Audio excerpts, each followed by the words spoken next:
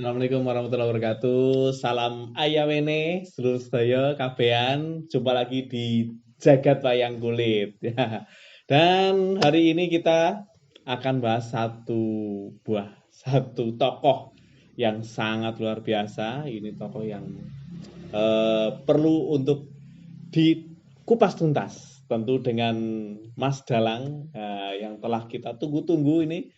Ini dia Mas Dalang Tuwu Permonojati. Nggih. Dangu boten kepanggihan lama. Alhamdulillah niki mana ini ditepangaken rin, Mas. Oh iya, dan juga sahabat kita, dulur kita, Mas Wito. Nggih. Selamat ayawene. Selamat ayawene juga.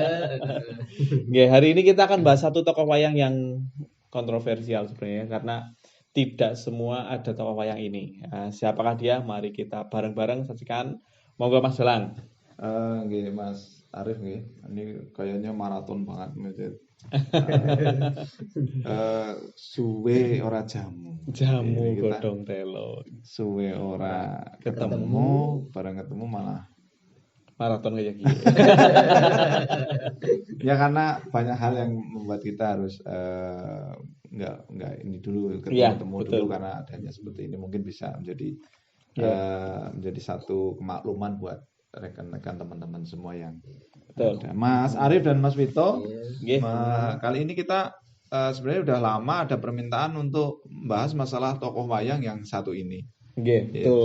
Di kolom komentar ya, ada yang dan menanya. itu udah dari awal kita bedah wayang atau kita membicarakan satu tokoh lah ini selalu disebut coba dong tokoh ini dong, dan ternyata baru saat ini kita bisa karena tokoh ini memang berat untuk diambil karena tokoh ini cukup fenomenal dan tokoh ini cukup role.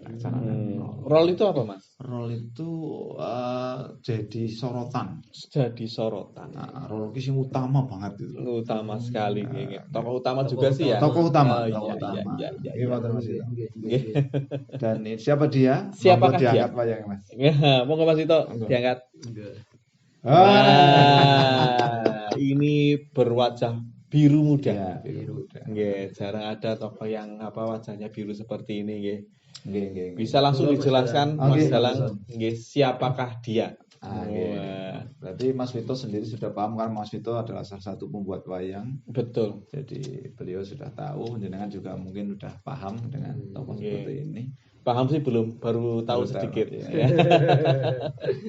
Ini ada satu ciri khas di wayang ini, di mana ada di mukanya biru dan di salah satu celananya ini ada biru sisik. Ini menandakan ada hubungan antara gambar sisik. Iya, ada hubungan antara celana dan muka dengan warna biru. Apa hubungannya biru? Yaitu di lautan, birunya lautan.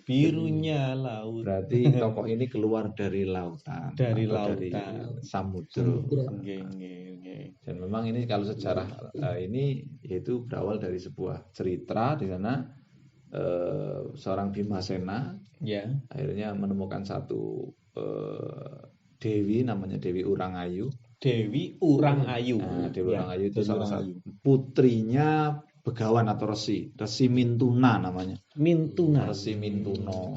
Itu ada hubungannya sama Mimi lan Mintuno enggak? Ya, kalau Mintuno itu kan jenis kayak ikan tapi tuanya gitu. Jadi Resi Mintuno terus punya anak Urangayu dan di garwa Werkudara itu akhirnya ini ada tokoh ini. Itu ada satu dan itu ada sejarahnya. Kelahiran seorang ini namanya nanti kita bahas. Kelahirannya gini. Jadi saat itu ada berbarengan dengan gonjang-ganjingnya Kayangan. Kayangan gonjang-ganjing di sana ada satu ratu buta. Ratu buta yang namanya Minoludro, Prabu Minoludro. Itu ada yang mengatakan dari Parangcuri, negaranya ada beberapa versi di sini. Tapi yang jelas itu namanya Prabu Minoludro ngora arik Kayangan. Iya, jadi di sana mengamuk minta Dewi Komoratih. Meminta Dewi Ratih. Dewa itu kewalahan semua, kalah semua oleh Prabu Minoludro. pada saat itu Dewi Urang Ayu yang ada di Samudra. ya Kisik Narmada namanya. Kisik Narmada itu pertapane Resi Mintuno itu sedang mengandung anak ini Jabang bayi. yang ke-7 bulannya. Hmm. Yang ke-7 bulannya. Nah, yang ke-7 bulan akhirnya Narada datang terus menceritakan bahwa sebelum Narada datang Urang Ayu itu menangis karena Bratasena atau Werkudara itu tidak pernah menjenguknya sampai 7 bulan. Sudah Gorbini sudah dia hamil 7 bulan, Bratasena tidak menjenguk. Iya. Terus sama bapaknya sama Resi Mintuno itu diberi satu wejangan dan diomongi ya yang sabar, dadang demi sing sabar marai Bratasena itu satria. Karena dari dulu saya bilang kalau mau nikah dengan satria ya harus resikonya harus seperti itu karena satria itu banyak sekali kejibahan dan kewajibannya. Akhirnya dengan seperti itu Dewi Urang Ayu pun menerima. Narada datang. Nah, Narada datang menceritakan adanya gonjang-ganjing di Kayangan. Akhirnya ini kalau anaknya Urang Ayu saya jadikan jago gimana? Kaget kan dong, dia masih di kandungan kok udah jago gitu. Bayi. Belum bayi aja. Iya, masih 7 bulan itu. Iya, masih di dalam perut. Iya. Terus akhirnya Resi Mintuno, loh bagaimana caranya? Loh kamu tuh orang sakti Resi Mintuno. Silakan, yang penting masa Narada harus mbabarke ya malah orang muhrime toh. Akhirnya Resi Mintuno yang silakan dilahirkan sana dulu. Biar carane gegele lahir, akhirnya di gegel lahire. Ini prematur ya. 7 bulan lahir. Ya, 7 bulan lahir. Setelah jadi bayinya, terus langsung saja, yaudah ini wujud bayi, kita bawa ke Kayangan. Itu saja sepertujuan dari Urang Ayu, karena ini yang punya hak kan ibunya. Terus ibunya bilang, ya udah kalau memang ini bayi anak saya itu bisa menjadi lebih berguna daripada saya menantikan bapaknya juga belum kunjung datang, udah silahkan. Nah, akhirnya anak ini dibawa ke Kayangan sebagai jago. Iya betul. Dan setelah sampai Kayangan, setelah sana, terus akhirnya Dewi Urang Ayu. Setelah sampai Kayangan, sama Bathara Guru ditanya, loh ini kok bayi itu. Terus perintah ini digedekan lagi, disiram banyu gege. Iya, dilanjutkan tadi sampai apa? Oh iya, sampainya bayi di Kayangan. Iya. Bayi Kayangan di Kayangan itu Bathara Guru dawuh ke Resi Narada, ini kok bayi, masih bayi kok dibawa ke Kayangan. Kakang Kaneko iya. Ya. Makanya Kakang Kaneko silakan disiram dengan banyu gege biar agak lebih gede lagi. Akhirnya cepat tumbuh besar itu ya.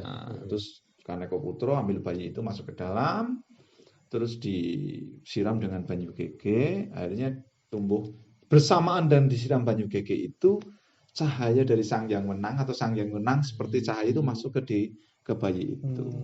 Masuk plus jadi seorang remaja, ya sudah seperti ini remaja, langsung menghadap Bathara Guru. Karena di sini ada Sang Hyang Wenang, dia ya sudah bahasanya sudah bukan memang itu memang yang karakter anak ini memang karakter bayi prematur memang ya belum hampir sama dengan Wisanggeni. Wisanggeni juga prematur. Jadi salah satunya orang yang prematur biasanya ndugal kewarisan. Ndugal kewarisan. Jadi dia nggak pernah boso, rabi so boso, ngomong sengong gitu loh. Iya. Akhirnya dia dikasih nama Ontosena. Kalau di sini Antasena. Ada beberapa versi arti daripada kata itu. Onto itu upas, Seno itu bisa prajurit atau satria. Jadi upasnya satria atau mandi-mandining satria. Atau apa bisa diambil dari nama ayahnya Bratasena. Jadi Antasena ini. Akhirnya dia maju menghadapi Minoludra itu. Dan akhirnya Minoludra mati oleh dia. Jadi dia jadi jagoning dewa.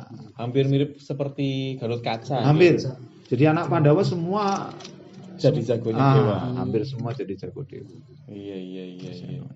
Dan kabarnya si wayang Antasena ini tidak di semua cerita wayang ada, tapi hanya ada di daerah Jogja, terus kemudian Banyumas gitu ya. Kalau Antasena itu sebenarnya semuanya ada, cuman ada perbedaan kalau nomor urut anaknya. Karena kalau di Solo, di Jogja dan Banyumas, anak Werkudara yang terbanyak di Banyumas. Di Banyumas itu anak Werkudara sampai 15 anaknya. Ada Senggini, Ada Senggini, ada Poncoseno. Ada lagi apa itu perempuan ada 2 juga, cewek itu ada. Jadi itu versi-versi pang-pangnya cerita atau carangannya cerita. Dan koyo Poncoseno itu Mbah Gino juga menciptakan itu.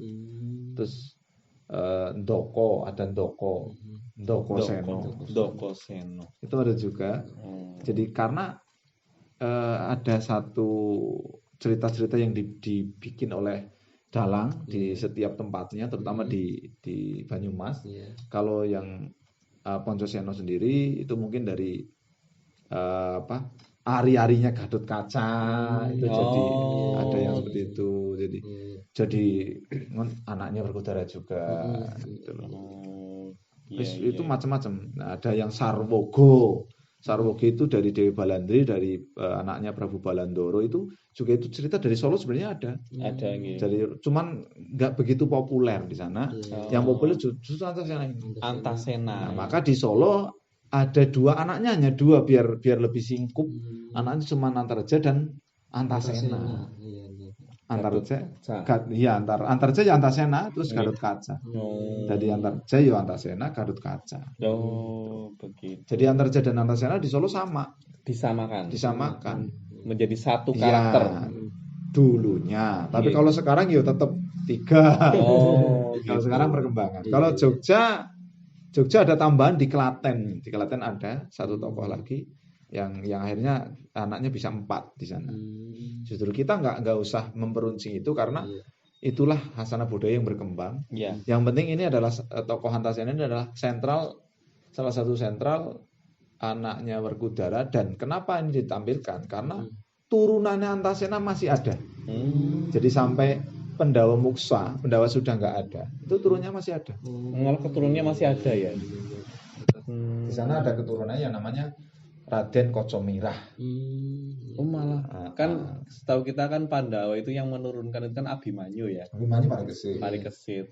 Ini Gatot Koco ada Sasikirono. Kalau ini Raden Kocomirah. Kalau Antaraja Danurwendo, itu semua punya keturunan. Hidup semua. Cucunya Pendawa. Iya, cucunya Pendawa. Memang karena itu ini juga bisa dikatakan tokoh Antasena ini pas dengan penggambaran dari tokoh Kanoman, atau bisa dikatakan tokoh yang modernisasi pada zamannya. Contoh milenial gitu lah ya. Milenial kan sekarang. Kalau modernisasi itu mungkin pada zaman tahun 70-an yang disebut anak modern, berarti yang pada kala itu kan beda dengan sekarang. Nah, mungkin modernnya dulu dengan modernnya sekarang udah beda. Tampilan barunya digambarkan dengan Antasena misalnya gitu. Tampilan barunya tahun 70-an kayak apa, tahun 2000-an kayak apa, kan berubah-ubah. Sampai dengan tahun 2000-an sekarang yang namanya milenial ya ini Antasena juga. Kalau sekarang ada baby boomers, terus kemudian generasi milenial. Kalau sekarang setelah milenial itu ada namanya generasi alpha. Iya itu. Mau nanya lagi nih di dalam, selain ini kan Antasena katanya nggak bisa bahasa ya, terus selain itu juga katanya sepertinya Mbah Gino ini Antasena kan katanya disebutnya degleng itu loh, maksudnya gimana Pak? Degleng itu kan kalau wong nek ngarani wong nek gendeng. Gendeng, degleng, dugal niku meh padha. Degleng kuwi wong apa sih ya? Wong ndablek Mas. Ndablek. Jadi orang itu degleng banget, wong ndablek banget. Ya kan bapaknya si Werkudara itu memanggil ini Antasena degleng Antasena gitu. Iya, karena contohnya Gatot kan.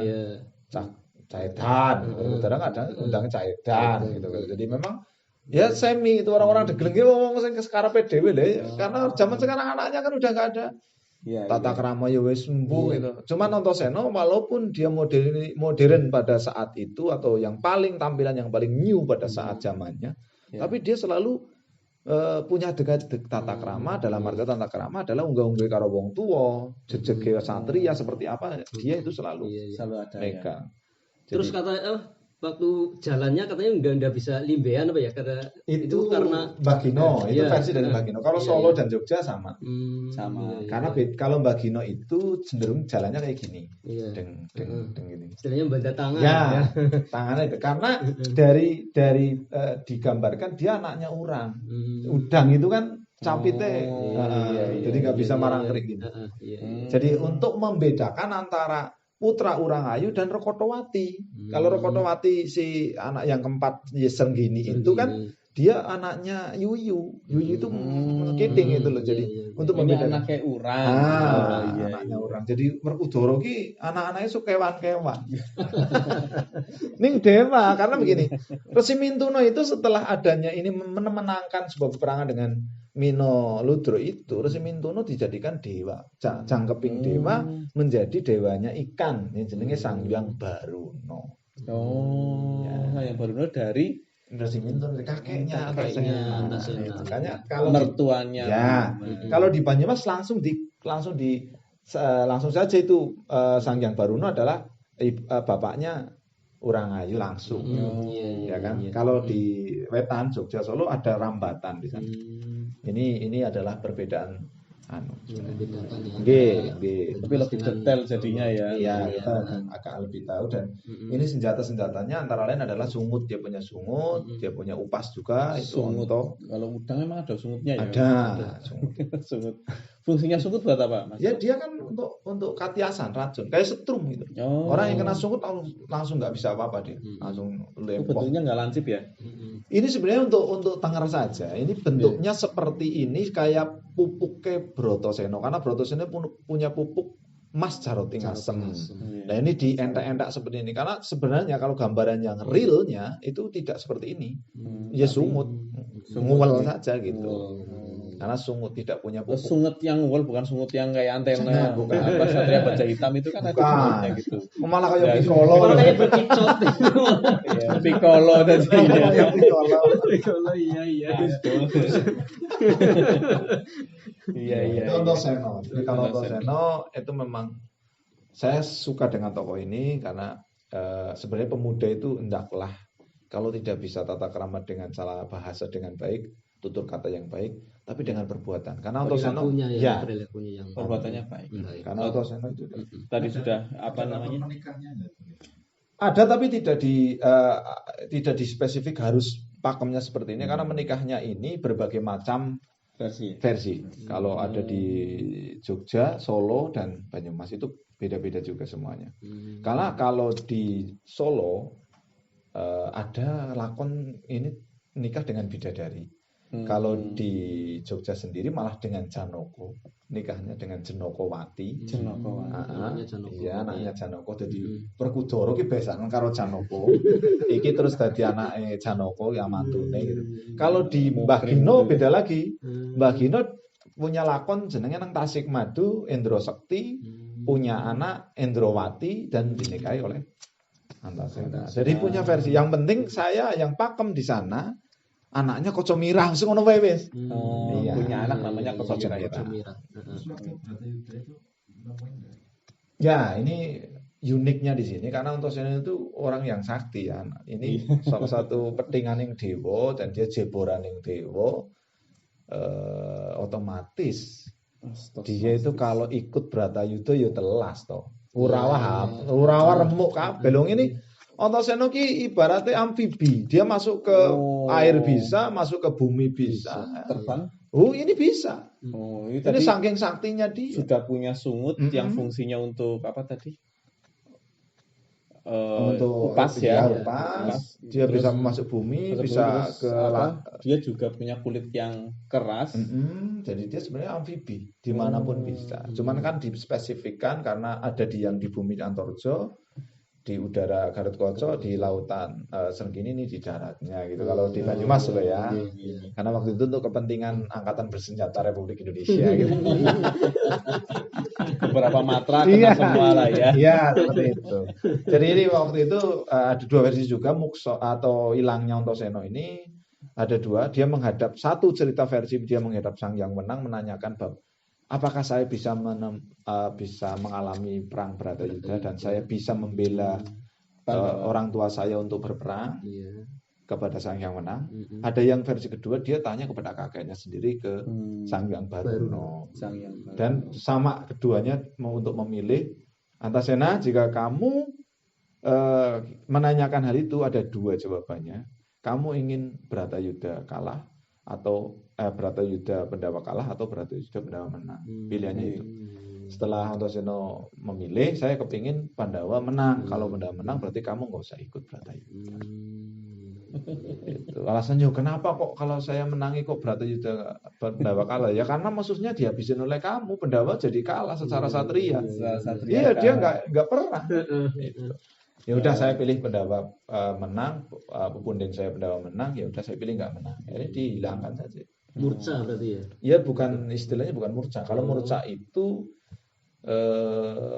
secara sengaja dia, tapi ini kan hampir seperti mukswa. Mukswa itu ya hilang seraga-raganya, dan itu dengan dipindahkan alam ke alam kelanggengan. Kalau murca kan bisa kembali lagi. Mungkin. Ini ada apa namanya cerita khusus tentang Antasena enggak? Kecuali apa namanya tadi lahirnya gitu. Ya Antasena Krama, Antasena Ngerangsang, Antasena. Ya itu banyak. Antasena Takon Rama. Antasena Takon Rama. Takon Rama antaranya itu setelah Antasena kalau di Mbah Kino kan setelah besar dia tanya, dan setelah jadi jago dia turun kembali ke Gisiking Samudra. Terus tanya bapak saya siapa? Yus, kamu udah waktunya ketemu bapak, ke Ngamarto saja sana. Cari bapak kamu. Mirip kayak Pendeta Durna ya. Ya ini untuk intrik. Oh, intrik. Biar nanti Anda cerita Solongi tadi. Jadi kalau secara ya kudune wis mudeng toh ya wong. Iya. Tapi inilah ada intrik ke sana. Filosofinya apa?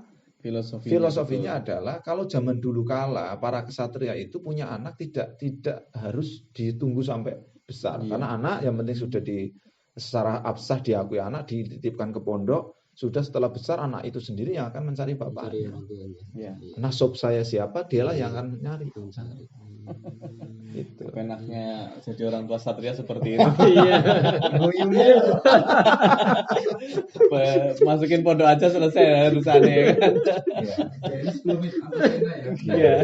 Mungkin sampai bisa dibilang banjaran sedikit ya. Sampai mukswanya atau hilangnya Antasena menjelang Bratayuda.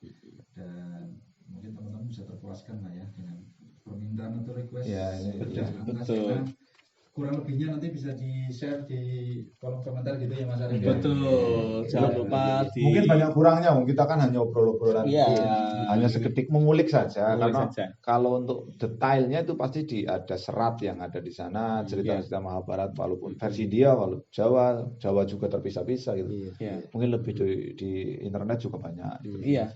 Dan memang kita tujuannya memang untuk itu, mengulik, terus kemudian membuat ada rasa penasaran yang pastinya tidak bisa memuaskan semuanya, dan itu malah justru tujuan kita biar nanti penjenengan semua nulis di kolom komentar atau menambahkan gitu ya, mengkritik juga boleh. Tidak ada masalah ya Mas. Mengkritik boleh karena kita sharing kan. Saya juga bukan orang yang the best atau mungkin orang yang sudah. Saya masih kekurangan banyak sekali Mas Vita. Jadi banyak belajar sangat karena masih muda, dan apalagi kita ya budaya itu nggak ada batas. Dan juga dari komentar-komentar jaringan semua ini bisa menambah juga kita untuk lebih semangat lagi untuk mengupas tokoh-tokoh yang lain. Ya, di samping dengan like, subscribe, itu notifikasi wajib subscribe. Karena kadang sudah meriksa nih, tapi itu yang merah-merah chat wis. Ya katakanlah, loh ini kok ada yang kurang ya, jenengan butuh diskusi sama teman, di-share saja. Coba ini video ini konten ini gimana, ini ada kurangnya di sini. Nah, itu buat masukan buat kita juga semuanya. Ya paling tidak kita nguri-nguri budaya dan juga tokoh ini supaya nanti generasi selanjutnya bisa mempelajari. Dan sebenarnya yang saya ingin pesan kepada anak muda sekarang, generasi sekarang, nem-neman sekarang, kaum milenial, apapun itu, secanggih apapun kamu, seintelek apapun kamu, saya kepingin sedikit kita nuladani seorang Antasena ini. Karena Antasena adalah salah satu tokoh yang selalu menjaga harkat martabat keluarga. Keluarganya siapa? Para Pandawa. Maka sama dengan kita orang Indonesia selalu harus menjaga harkat martabat wong Indonesia. Bagaimana caranya? Walaupun kita sudah modern sekuat mungkin, setinggi langit, tapi Indonesia kita jangan sampai lepas itu. Budayanya otomatis itu. Yang jadi orang suku Jawa ya Jawa, Sunda, Dayak harus dikembangkan dan harus dilestarikan. Iya. Dan memang butuh waktu, butuh kesempatan ya bareng-bareng untuk bisa kumpul seperti ini. Ya, kita bahas lagi atau mungkin sekali lagi kalau teman-teman pengen request tentang tokoh apa boleh tulis di kolom komentar ya. Kita usahakan untuk mengupasnya gitu ya Mas Lang ya. Siap, insyaallah bisa saya. Atau dengan pingin kita main kemana ya doakan saja ada rezeki kita main ke sana. Oh ya, ini terima kasih juga dengan studio ini yang kita ambil ini beberapa studio ini studio dari Mayang Bani ya. Ini studio Mayang Bani. Bani Mayang. Ini studio yang luar biasa dan ini AC-nya sejuk, dingin banget. Dingin banget ya. Terima kasih ya. Dan alhamdulillah ya mungkin kita cukupkan Mas Dalang untuk tokoh Antasena gitu ya Mas Vito ya. Dan sekali lagi teman-teman jangan lupa untuk like, subscribe dan juga share dan tulis di kolom komentar ya. Tetap di Jagat Wayang Kulit kita akan bersama-sama terus insya Allah konsisten untuk mengupas, membahas tokoh-tokoh wayang kulit dan juga apa saja yang ada di wayang kulit. Terima kasih. Sudah ini semuanya. Terima kasih. Bareng-bareng. Assalamualaikum warahmatullahi wabarakatuh.